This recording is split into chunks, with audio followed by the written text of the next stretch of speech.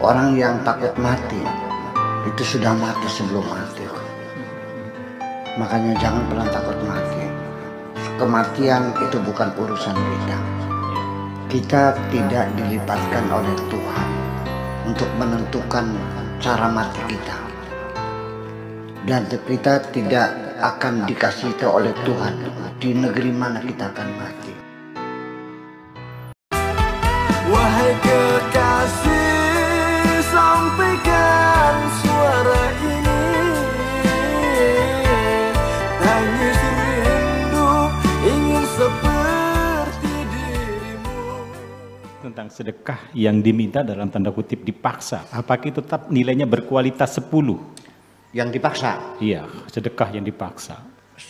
Sebetulnya kita ini kan di bawah ultimatum Tuhan. Iya.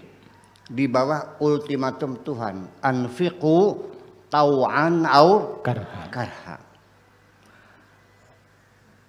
Tau'an itu secara suka rela. Tau'an au karha.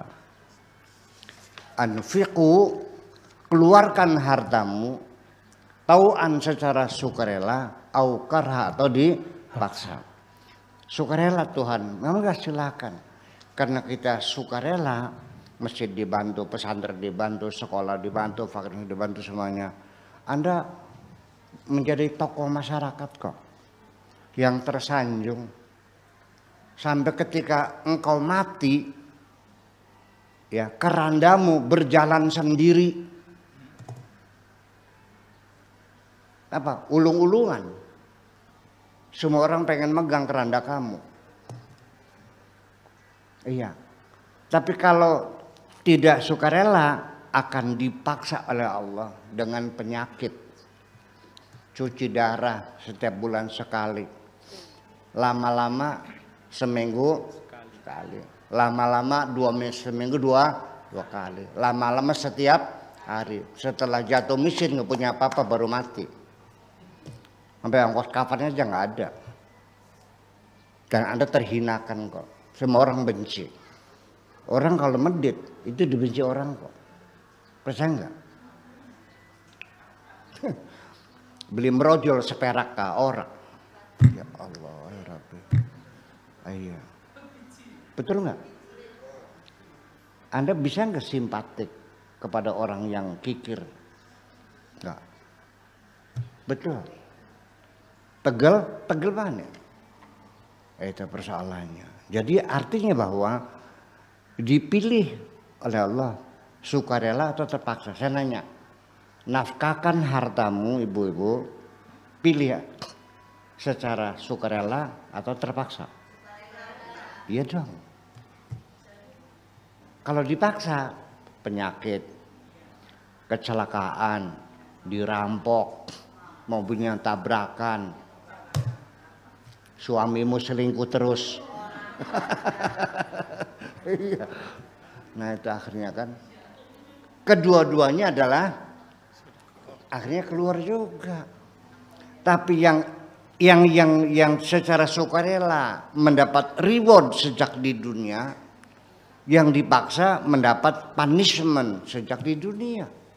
Nggak sampai akhirat dunia. Jadi yang terpaksa ya nggak ada nilai kebaikannya, nggak ada, orang dipaksa aja. Bertahan nggak? Ya enggak, orang dipaksa. Pelacur yang bertobat karena sudah tua nggak laku, berbeda dengan pelacur yang masih muda, masih laris, masih ngantri, dia bertobat kembali ke kampung, masuk jamiahan lagi. Sama nggak? Ya beda dong, tetap. Tetapi itu juga pertobatan tetap sebagai kebaikan. Nah, sedekah yang dipaksa sampai jatuh miskin, ya ada dua kemungkinan. Wa namudduhum fi tughyanihim, tetap dalam ketersesatannya, atau bisa terjadi menyadarkan dia. Waduh, iya. Ya kan begitu. Akhirnya dia menjadi dermawan juga akhirnya masalah jatuh miskin, kan begitu. Tapi kan digodok dulu. Ya, di kawasan dan di muka Sunan Gunung Jati puasa 40 hari. Dengan sholat hajat tiap malam, sholat sunnah 23 rakaat. baca Quran, hatam 40 kali hatamannya. Lah iya kan, ya bisa terjadi. Di balik musibah itu kita ada pertobatan itu selalu banyak sekali. Ya, saya doakan mudah-mudahan banyak musibahnya. Amin. Supaya kita bertobat.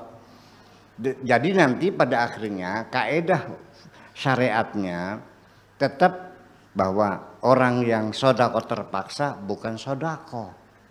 Karena innamal amalu niat, semua tergantung niatnya. Jadi motivasi itulah yang membedakan mana yang baik, mana yang buruk. Sekalipun berakibat sama fatal, kematian. Tetapi karena motivasi yang berbeda, yang satu dapat uang, yang satu masuk penjara. Yaitu dokter dengan perampok. Dokter juga nyobek perut orang, tapi cari penyakit. Cuman gagal, sekalipun mati ya dapat duit. Iya kan? Kita berobat, sembuh bayar nggak? Nggak sembuh bayar nggak? Mati bayar nggak? Enak ya. Tapi orang yang ngerampok dia cari uang, gagal akhirnya ditusuk tuan rumahnya, sama saja. Dua-duanya kematian. Tapi yang satu niatnya mencari penyakit, yang satu niatnya mencari uang. Di dunia saja yang satu masuk penjara, yang satu dapat uang. Apalagi di akhirat. Jadi tetap saja orang yang sodako terpaksa, tetapi ada peluang bagi saya. Ini bukan karena penyakitnya. Ketika orang itu sadar bahwa dia dipaksa oleh Allah untuk bersodako, akhirnya dia ditipu oleh orang, ya, ditipu oleh orang. Katakan 1 miliar, dalam berbisnis dia ketipu 1 miliar. Nagih susah, nota ada, kwitansi ada, ya kan benar. Seperti saya kan lengkap kan, sampai 10 tahun kan nggak bayar-bayar. Sehingga saya terpaksa, saya niati, kalaupun nanti nggak bayar, ya sudahlah, saya nggak usah dendam.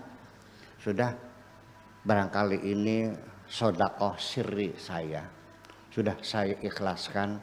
Ya Allah, orang yang utang ini jangan kau hukum, karena sudah aku sodakohkan. Ini menjadi sodako sirri yang paling tersembunyi. Karena kitanya bersodakoh, orang yang nipunya tidak merasa berhutang budi kepada kita. Tidak pernah merasa dapat kebaikan dari siapapun, malah dia tertawa terbahak-bahak, bisa kutipu, Buya bisa kutipu, Buya bisa kutipu, senang bisa nipu saya. Ya, semakin tidak ada orang menyanjung saya, disitulah nilai kebaikan saya, karena saya menyerahkan segala kebaikan kepada Allah Subhanahu wa Ta'ala. Jadi ketika orang utang nggak bayar-bayar, itu lebih baik diikhlaskan saja. Terpaksa, ya terpaksa, tapi lain. Nah makanya di sini ada satu nilai moralitas dalam Islam. Dalam soal utang piutang, makanya boidatadayantum bidainin faktubuh, semua transaksi harus tercatat, tertulis. Ada kwitansinya, ada segelnya, saksi kunya ada, saksinya, notarisnya ada. Harus, nggak ada urusan mau saudara mau kakak, ya kakak kandung tulis. Masa sama kakak ya harus, ini perintah Tuhan kok. Nurut seruk beliau wis. Nah, ketika ternyata orang yang utang itu tidak bayar-bayar, kita secara moral terdorong untuk menagih. Datang lagi bilangnya nanti, datang lagi nanti. Dalam etika bergaul dalam agama Islam, ya sudah, jangan memaksa, jangan mempidanakan sampai dianggap penggelapan dan sebagainya. Fanadhiratun ila maisarah. Shadaqallahul adzim. Silakan tunggu sampai dia sempat bisa bayar. Ketika engkau lihat dia usahanya semakin bangkrut. Makan saja masih utang sama tetangga kok. Kamu maksa lagi. Pakai kemanusiaan dong. Dia baik kok, dia mau bayar. Cuma kan nggak ada. Oke, fanaziratun ila maisarah. Itu langkah kedua. Yang pertama tadi ditagih baik-baik. Yang kedua ditangguhkan sampai dia mampu. Kalau makin hari makin miskin, rumahnya disita, istrinya minta cerai, anaknya nggak tahu kabur sama pacarnya kemana, dia sudah tidurnya sudah di halaman orang lain, mau ditagih juga, terlalu kamu nih. Dia mau bayar, kupingnya kalau laku dijual, sudah habis semuanya. Mau kau tagih juga? Kau mau perkarakan? Enggak. Moral Islam tidak begitu. Tahap yang ketiga, wa antasaddaqu khairul lakum. Kalau kau sodakokan itu lebih baik. Ya sudah, Pak. Sudah jatuh miskin, sudah tidurnya di emper di perna. Tidurnya di perna. Tahu enggak perna apa? Emperan Cina. Emper Cina. Nih Pak Haji, udah ini kue tajinya ya. Bismillahirrahmanirrahim. Udah mulai hari ini kau bebaskan hutangmu. Udah ya. Doakan saya banyak rezekinya. Wa anta saddaqu khairul lakum. Nah ini sedekah terpaksa yang dapat pahala. Terima kasih. Kasih sampaikan